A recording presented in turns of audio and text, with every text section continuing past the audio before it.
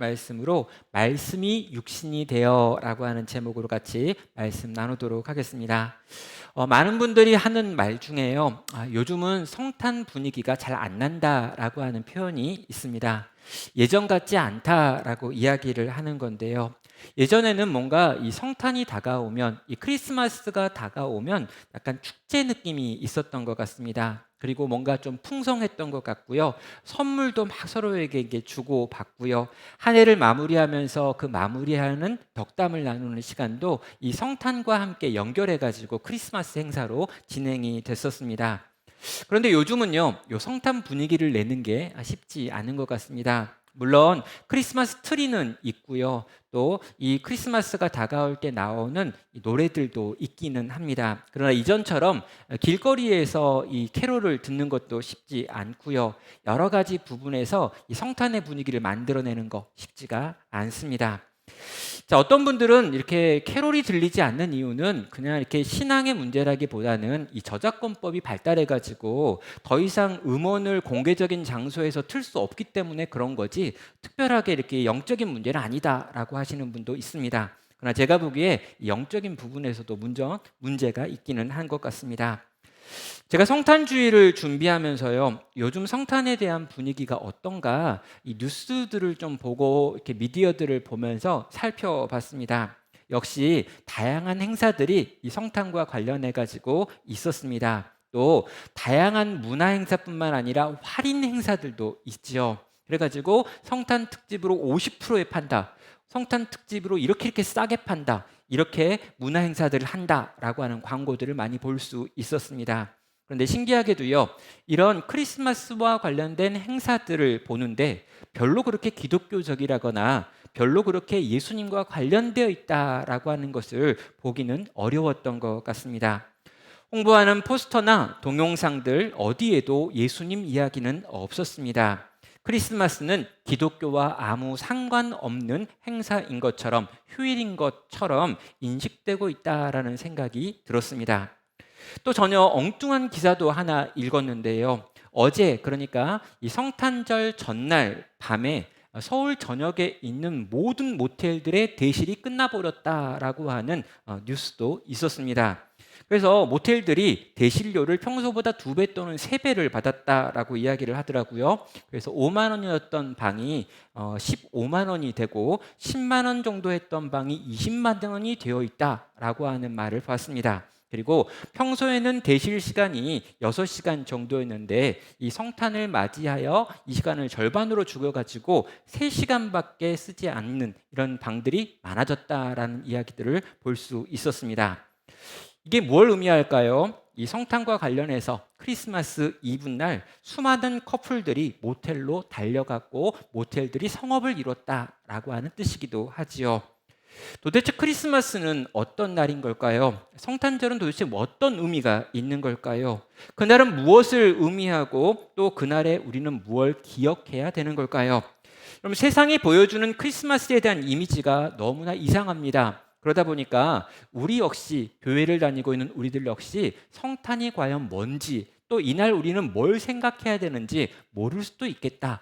이해하지 못하고 있을 수도 있고 그냥 너무 익숙하게 또 왔던 대로 그렇게 지나가고 있을 수도 있겠다라는 생각이 드는 것이죠. 여러분, 먼저 이 크리스마스라고 우리가 이야기하는데 이 크리스마스라고 하는 단어의 뜻은 뭘까요? 우리가 서로에게 인사할 때 메리 크리스마스 이렇게 인사를 하는데 이 메리 크리스마스라고 하는 인사말의 유래는 과연 어떤 걸까요?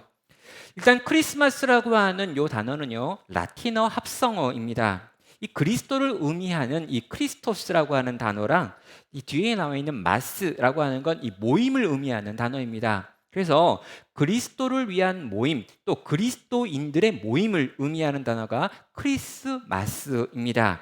그래서 예수 그리스도의 탄생을 기념하는 기독교 예식을 의미할 때 크리스마스라고 하는 말을 썼던 것이죠.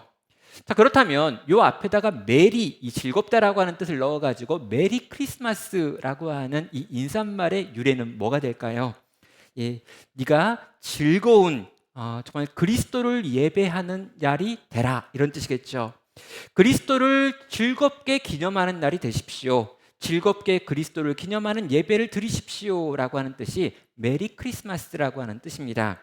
그렇다면은요, 그럼 예수님을 믿지 않는 사람들은 이렇게 인사하면 안 되는 거예요.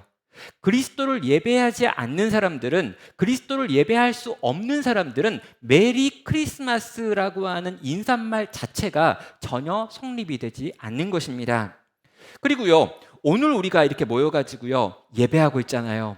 우리가 지금 성탄을 기념하면서 함께 모여서 예배하고 있는 이 자리에서 우리가 정말 온전히 힘써 하나님을 예배하고 있다면, 예수님의 나심을 기뻐하고 있다면 우린 지금 바르게 메리 크리스마스 하고 있는 상태라는 거죠.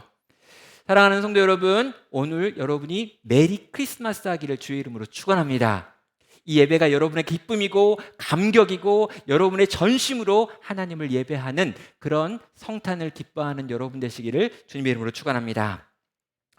성도 여러분, 올해 저희 나눔교회에서는요 성탄을 준비하는 그 이브날, 그러니까 성탄 전날 밤이나 아니면 성탄절 예배가 마친 2부 순서로 어떤 2부 발표회라고 하는 형태의 모임을 하지 않았습니다. 그래서 서운해하신 분들도 좀 많이 있었습니다.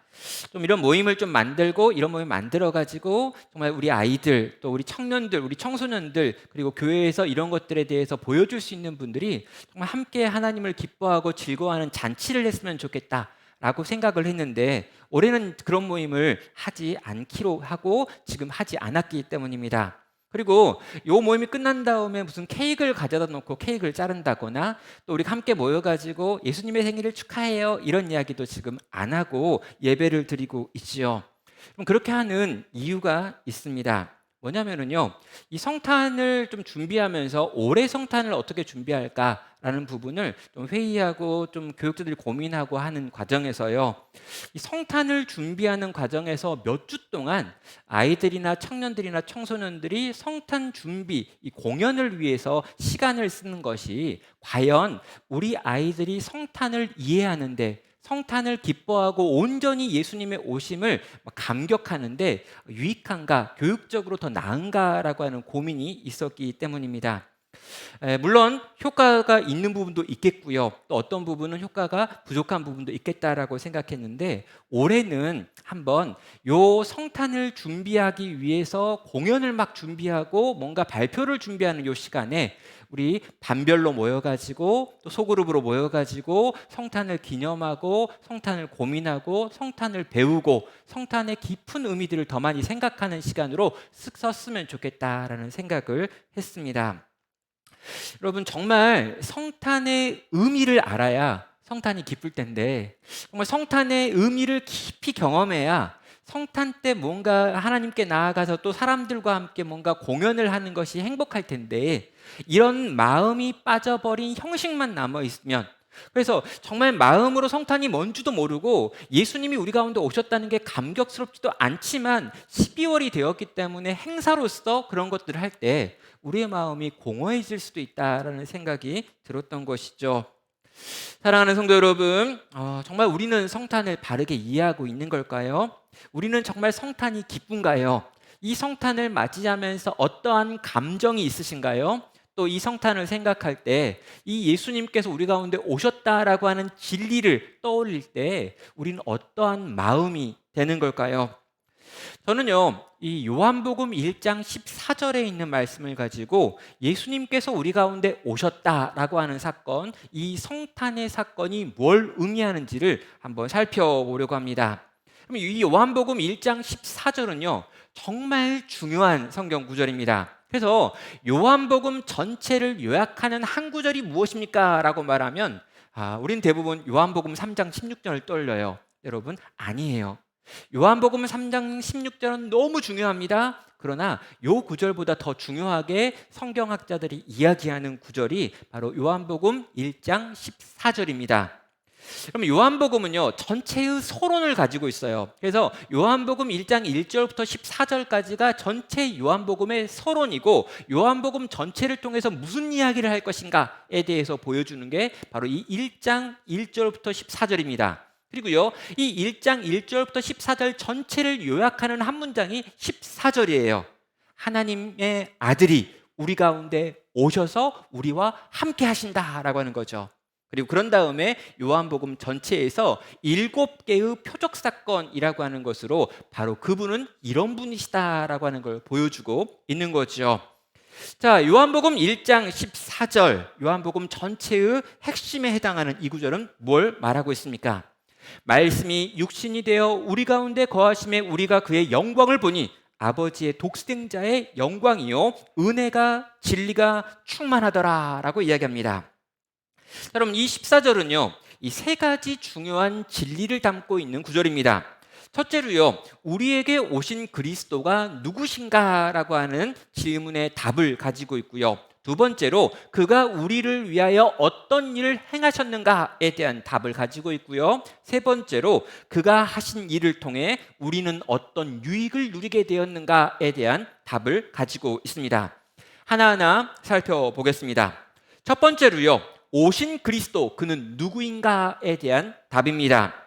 자, 누군가가 우리에게 왔어요. 근데요, 이 우리에게 누군가가 왔다는 것이 우리에게 기쁨의 소식, 감격스러운 소식이 되려면 우리에게 찾아온 그분이 아주 위대한 분, 놀라운 분, 신비한 분, 대단한 분이셔야 합니다. 그리고 그분이 우리 가운데 올 때 우리에게 주려고 하는 것이 좋은 것이어야겠죠.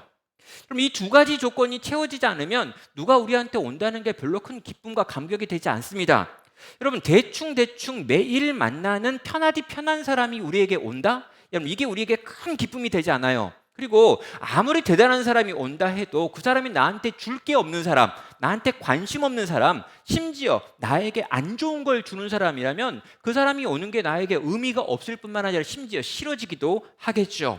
그런데 우리는요, 그 오신 그리스도가 어떤 분이신지를 통해서 그분이 우리 가운데 왔다는 게 좋은 소식이 되는 것을 경험하게 됩니다. 그분은 어떤 분이십니까? 아버지의 독생자의 영광이신 분이시고 은혜와 진리가 충만하신 분이다라고 이야기하고 있습니다.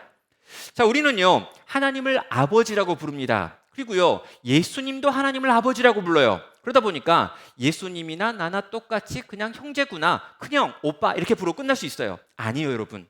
여러분, 예수님은 하나님의 유일하신 아들이신 독생자라고 하는 타이틀을 가지고 있습니다. 그러니까 모든 자식들과 다른 자식이라는 거예요.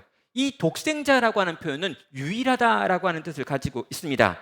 성부 하나님과 동일한 위격을 가지고 있는 성자 예수님 하나님이십니다. 그래서 성부와 성자와 성령 하나님은 같은 수준이시다라고 이야기한다는 거죠. 그런 수준에 계신 그분이 바로 그분의 아들로 오늘 우리 가운데 왔다라고 말하고 있다는 거죠. 여러분, 너무너무 놀랍고 너무너무 높고 너무너무 위대하신 분이 오늘 우리에게 온 것입니다. 이 땅 가운데 온 거고요. 우리 가운데 지금 계시다는 거죠. 우리는 여기서 일단 감동을 받는 거죠. 아니, 하나님과 동등된 하나님의 독생자가 우리 가운데 왔다니 왜? 그런데요, 우리가 이렇게 왜라고 물어보는데 그분이 이렇게 이야기합니다. 은혜와 진리가 충만하신 분이시다. 예, 무엇입니까? 우리에게 그 은혜를 주시려고, 우리에게 그 진리를 나누어 주시려고 이 땅 가운데 오셨다라는 거죠. 그럼 우리를 망하게 하려고 온 게 아닙니다. 우리를 죄 바라보시면, 우리의 죄를 보시면서 이 죄를 책망하시고 우리를 끊어내고 우리를 멸망시키기 위한 게 아니라 하나님의 크신 은혜로 우리 가운데 찾아왔고 진리로 우리를 인도하기 위하여 그분이 우리 가운데 오셨다라고 이야기한다는 거죠. 그분은 위대한 분이십니다. 그분은 아주 크신 분이십니다. 그분은 대단한 분이십니다. 그분이 엄청난 선물을 안고 오늘 우리 가운데 오셨기 때문에 우리는 이 성탄에 그분을 기뻐하고 감사하고 감격할 수 있다라는 거죠.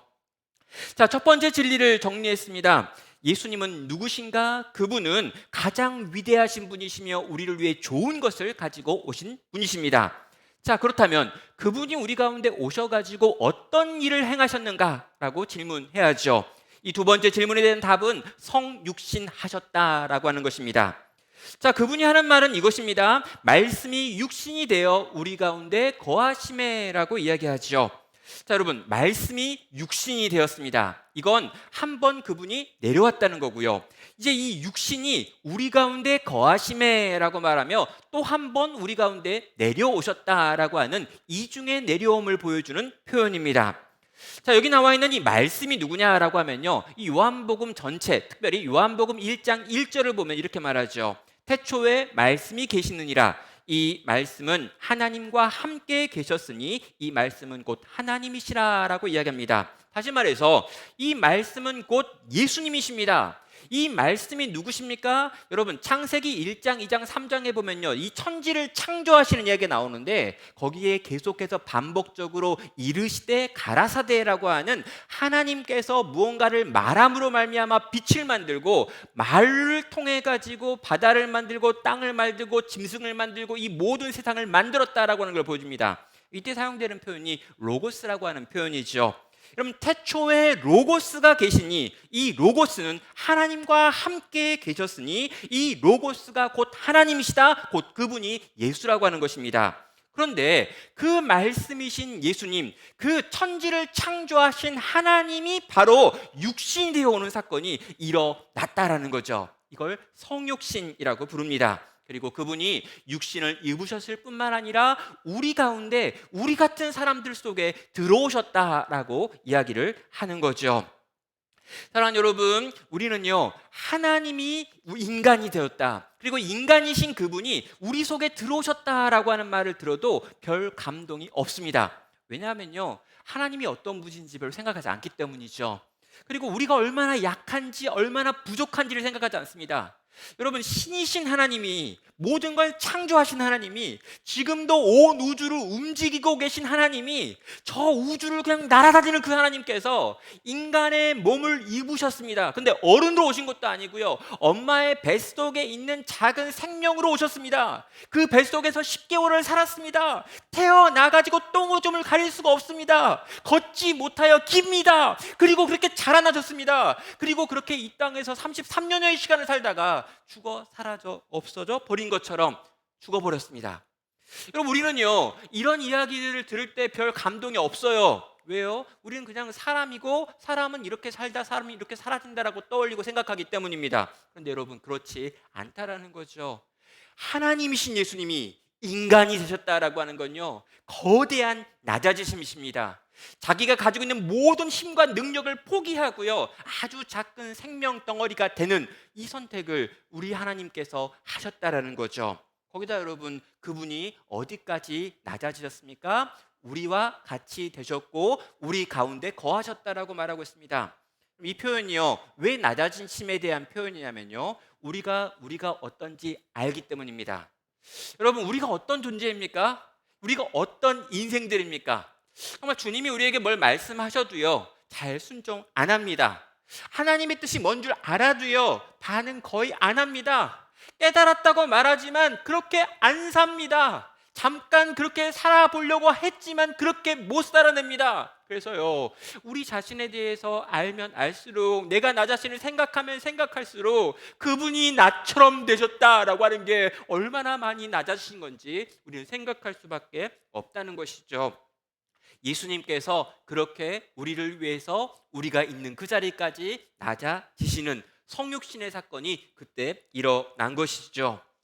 여기에요, 중요한 표현이 하나 있는데 이 거하심에라고 하는 요 단어입니다.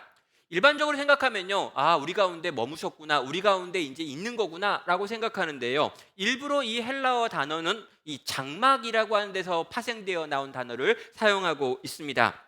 여러분, 이 장막이라고 하는 단어가 왜 중요하냐면 이 출애굽기에서 이미 이 장막에 대한 이야기를 성경은 많이 언급했기 때문인 거죠. 그럼 출애굽기를 보면은요, 하나님께서 하나님 나라 백성들에게 너희는 장막을 만들 것에 대하여 명령을 합니다. 그리고 이걸 성막이라고 부르지요. 이 장막은요, 뭘 위해 필요한 거냐면 하나님께서 하나님 나라 백성들 가운데 거하시고 머무셔야 되는데, 이 거하시고 머물기 위해서 머물 집이 필요해서 하나님께서 요구하셨습니다.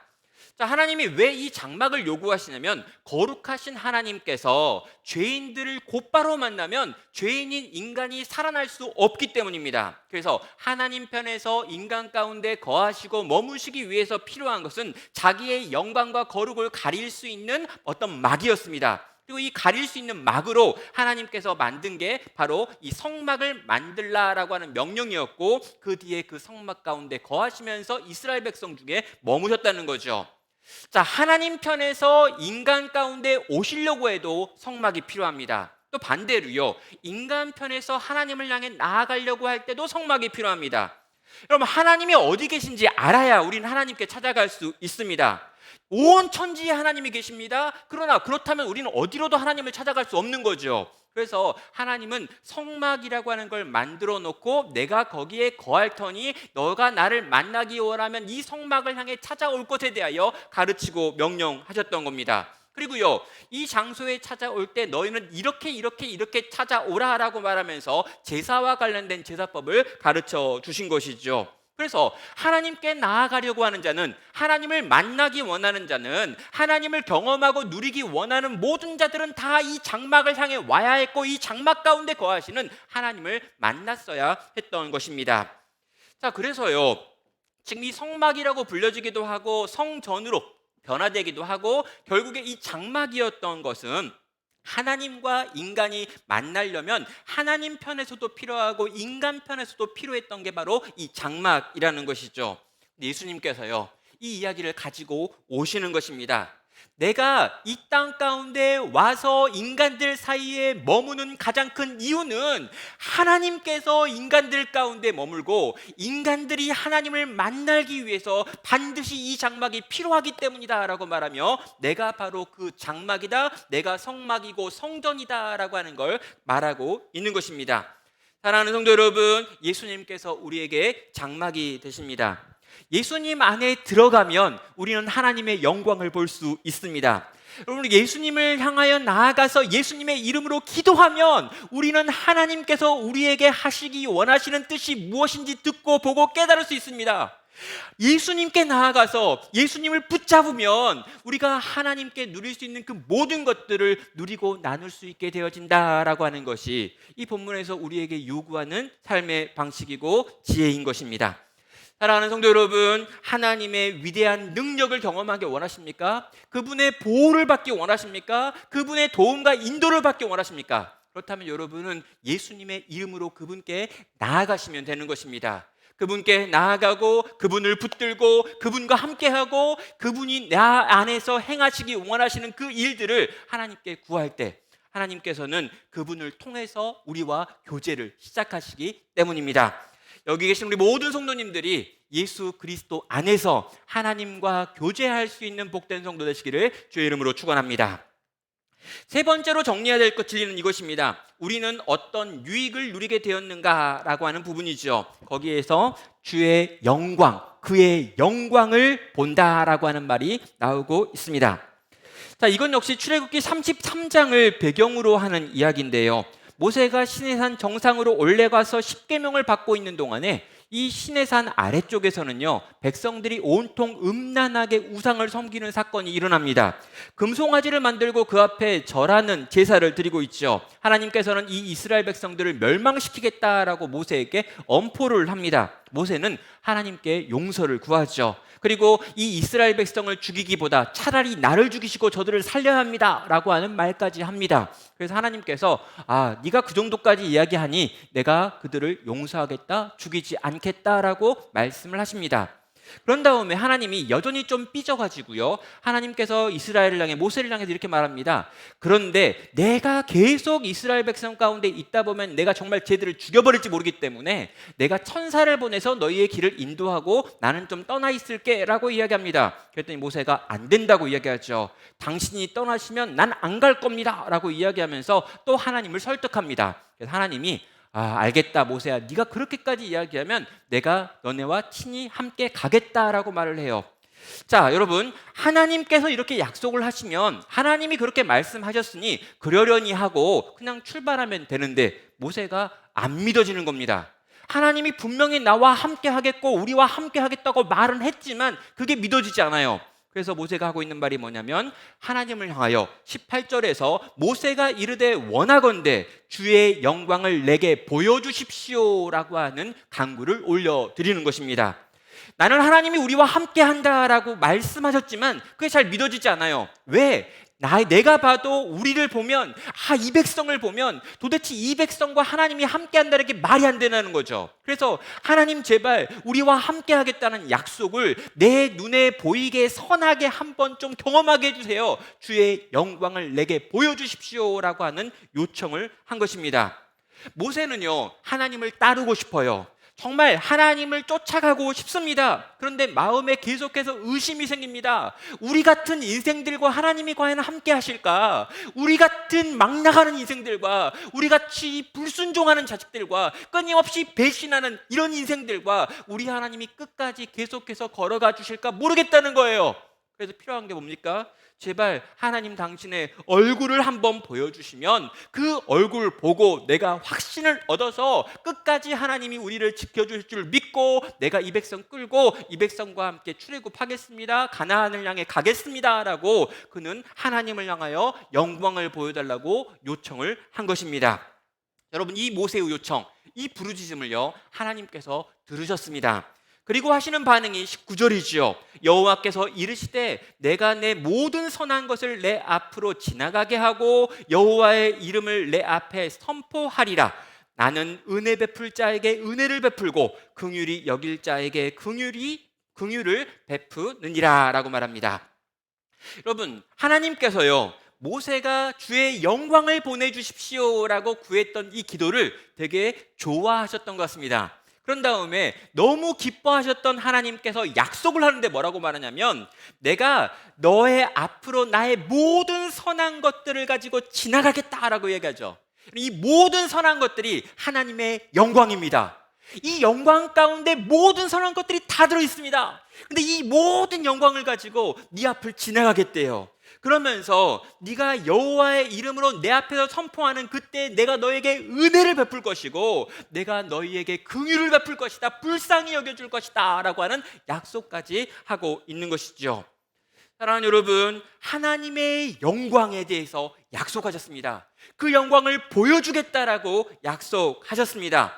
그리고 이 영광이 모세를 살리고 이 영광을 봤던 모세가 이스라엘을 인도함으로 이스라엘 온 백성이 이 영광이 인도하는 땅을 향하여 나아갈 수 있었다는 거죠.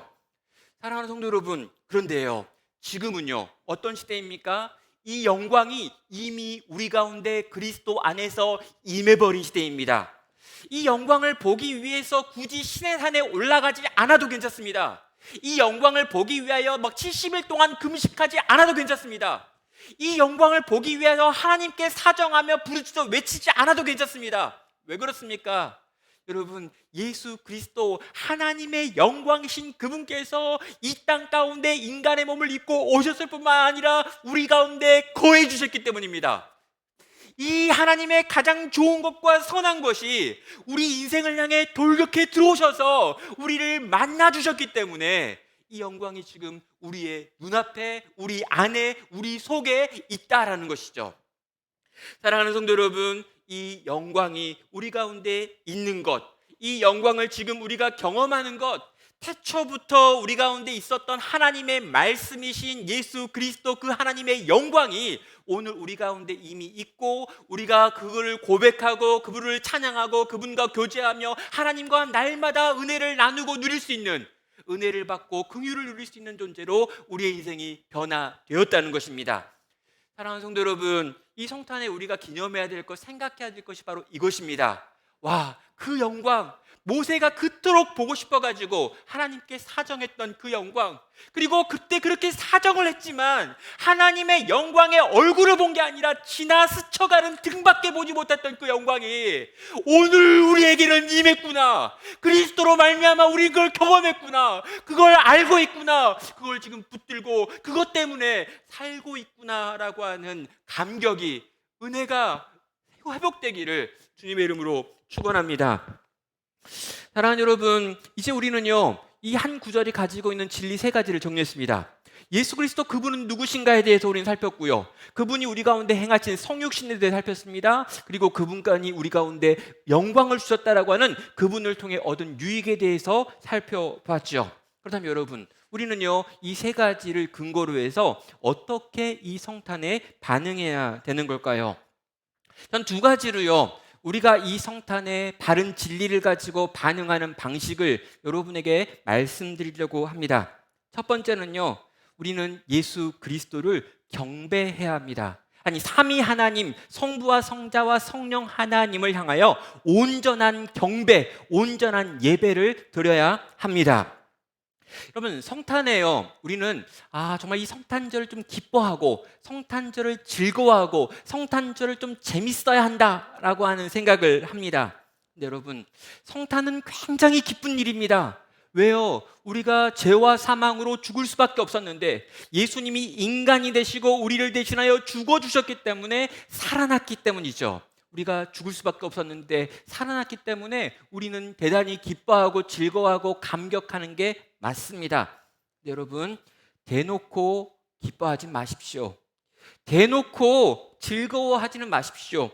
왜요? 이날은 누군가에게 지독하게 슬픈 날이기 때문입니다.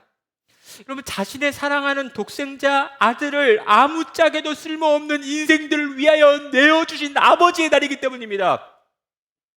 천지를 창조하신 말씀이셨던 하나님께서, 하나님이신 그 예수 그리스도께서 자기의 모든 신적인 능력을 다 포기하시고 한 인간이 되시기 위하여 인간의 몸 가운데 들어오셔서 아기로 태어나신 날이란 말입니다. 여러분, 우리가 보기에는요, 이날은 너무너무 즐거운 날이에요.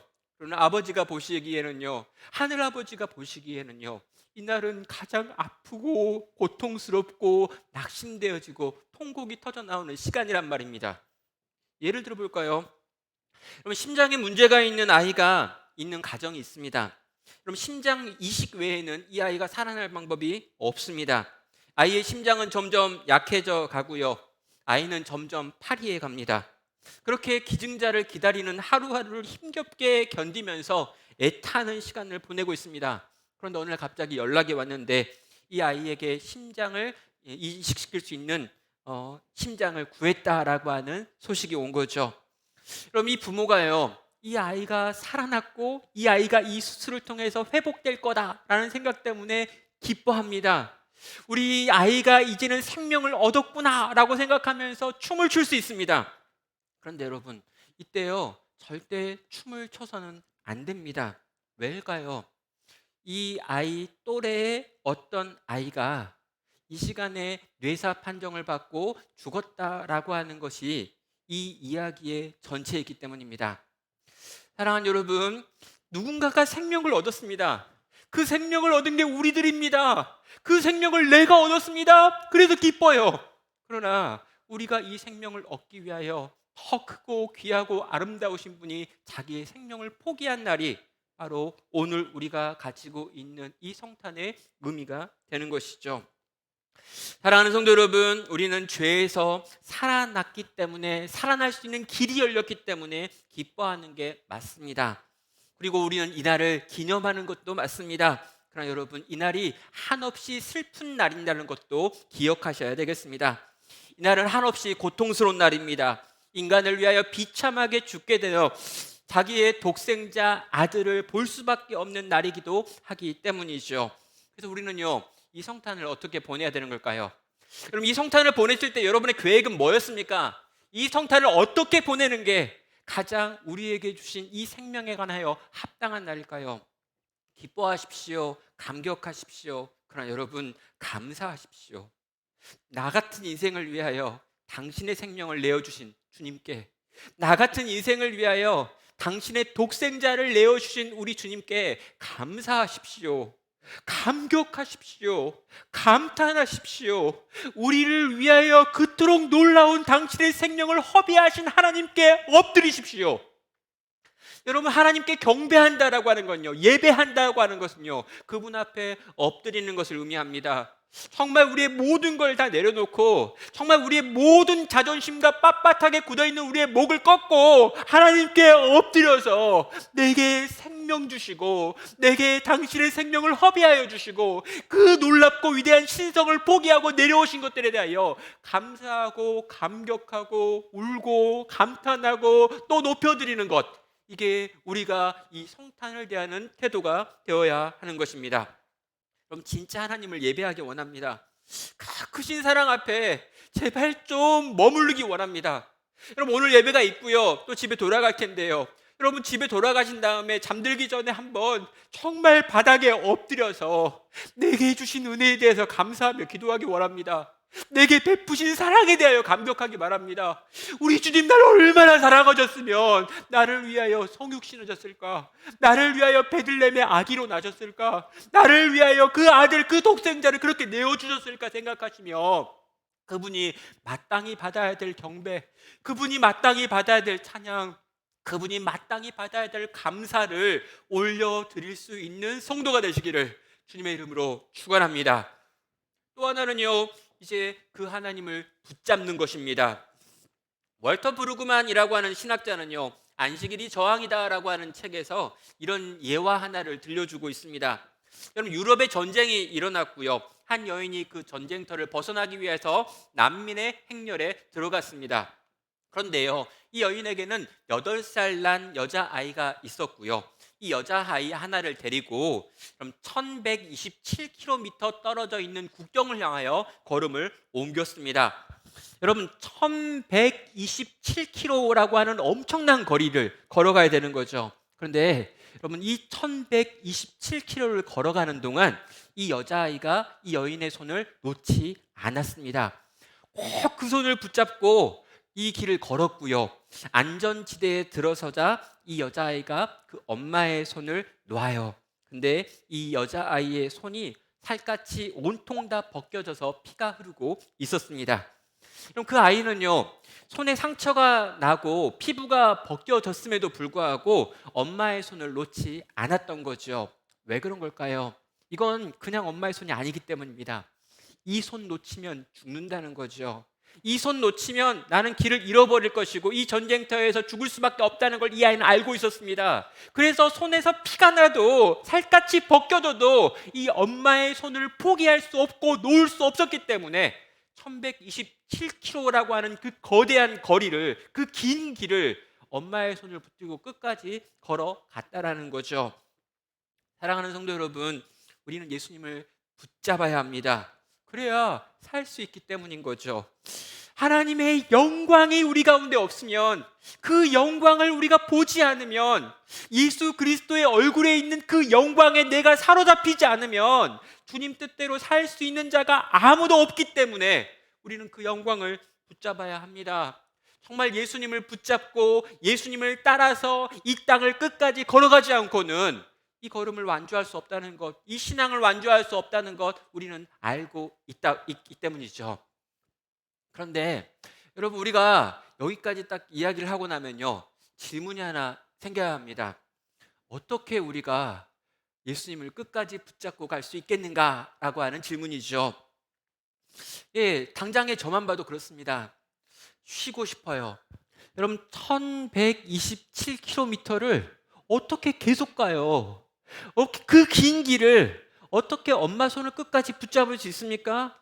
중간에 눈이 다른 데로 가고 쉬고 싶고 멈추고 싶고 그만 걷고 싶을 때가 너무나 많은데요, 저는 그렇게 못할 것 같습니다.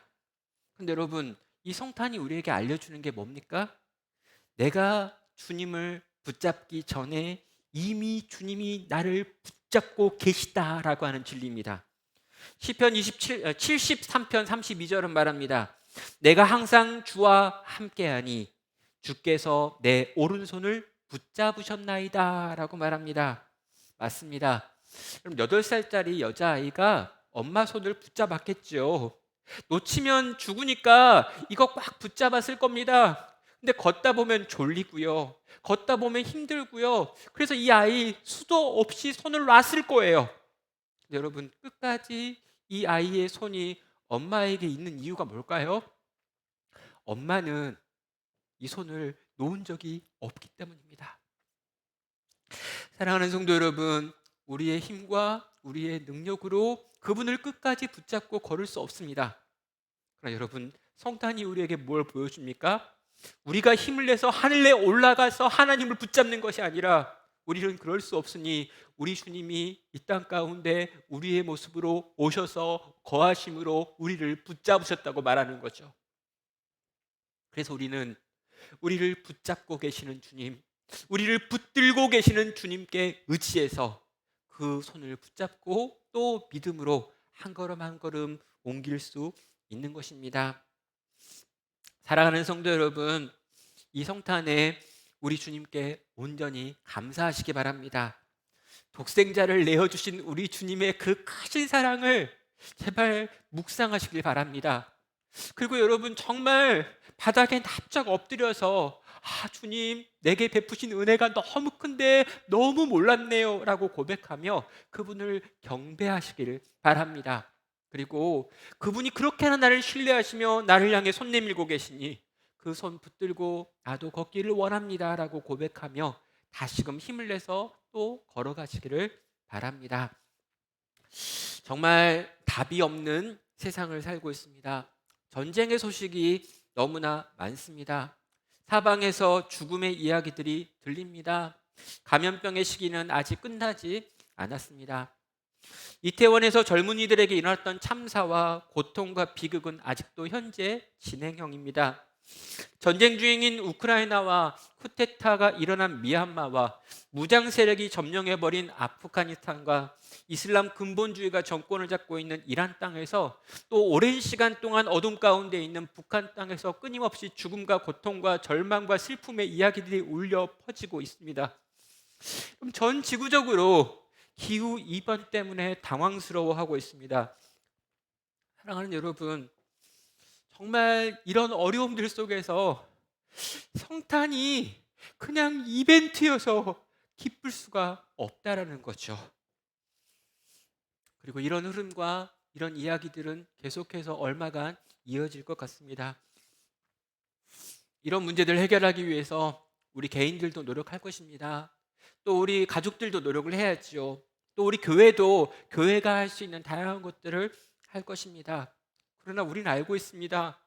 우리가 답이 될 수 없다는 것을. 우리에게 유일한 답이 남아있다면 우리 주 예수 그리스도 다시 오시는 것입니다. 그 주님이 다시 오셔야, 그 주님이 다시 오셔야, 그 주님이 다시 이 땅 가운데 오셔야 이 답 없는 세상에 우리는 답을 갖게 될 것입니다. 성탄을 지나며 다시 오실 주님을 소망하며 이미 오신 그분의 영광을 붙들고 다시금 믿음으로 또 살아가기를, 또 살아갈 힘을 구하며 주님께 구하는 우리 모든 나눔교회 성도 되시기를 주님의 이름으로 축원합니다. 이제 우리 함께 같이 찬양하고요, 기도로 주 앞에 나아가도록 하겠습니다. 참 반가운 신도요, 다 이리 와서. 정말 우리 1절과 4절 우리 함께 찬양할 텐데 정말 엎드려 절하는 마음으로 그분을 향해 이 찬양 올려드리겠습니다.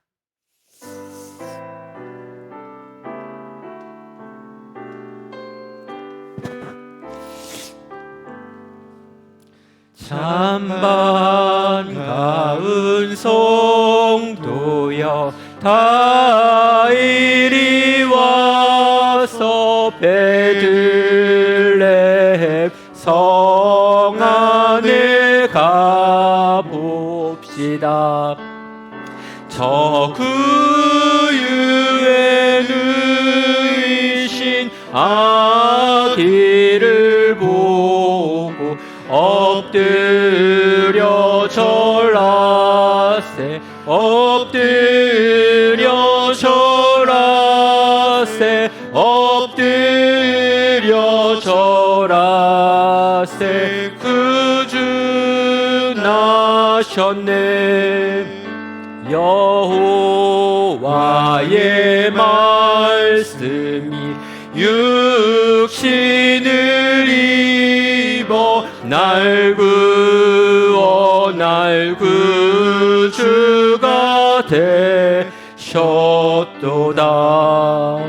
늘 감사한 찬송을 주 앞에 드려 엎드려 절하, 엎드려 절하세, 엎드려 절하세.